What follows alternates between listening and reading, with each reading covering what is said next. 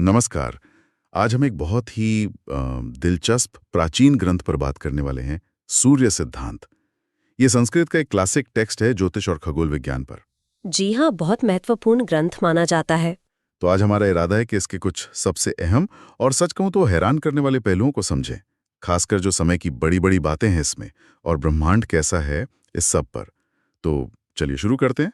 बिल्कुल। शुरुआती इसकी बड़ी रोचक है। मतलब कहते हैं कि ये ज्ञानमय नाम के एक असुर को मिला था, वो भी सीधे सूर्य देव के दूत से, जब वो तपस्या कर रहे थे। ये तो कहानी को और भी खास बना देता है ना। है ना? बिल्कुल। ये बात इसके दिव्य होने पर जोर देती है। एक तरह से इसे प्रामाणिकता मिलती है। और देखिए, इसका जो मुख्य उद्देश्य था, वो था ग्रहों की चाल को समझना, टाइम की गिनती करना और हाँ, ग्रहण कब लगेंगे, ये सब बताना। अच्छा, और इसमें समय का जो कॉन्सेप्ट है वो तो दिमाग चकरा देता है। मतलब आम दिन रात महीने साल तो हैं ही, हम्म। पर ये युगों की बात करता है। कृत, त्रेता, द्वापर, कली, हाँ। और फिर इन चारों को मिला के एक महायुग या चतुर्युग बनता है। जी। और बात यहीं खत्म नहीं होती। इससे भी बहुत बड़ी इकाइयां हैं, जैसे मनवंतर, जिसमें कई सारे महायुग आ जाते हैं। और फिर आता है कल्प। कल्प। हाँ, कल्प, जिसे ब्रह्मा का एक दिन कहते हैं। और ये अरबों साल लंबा होता है। अरबों साल। जी। इसमें सिर्फ ये बड़े बड़े आंकड़े नहीं, बल्कि ये सोचना कि समय सीधा नहीं चलता बल्कि चक्र में घूमता है, ये बड़ी बात है। ये आजकल की सोच से काफी अलग है ना। दिखाता है कि कैसे वो अस्तित्व को एक लगातार बनने बिगड़ने वाले चक्र की तरह देखते थे। वाकई, ये नजरिया ही अलग है।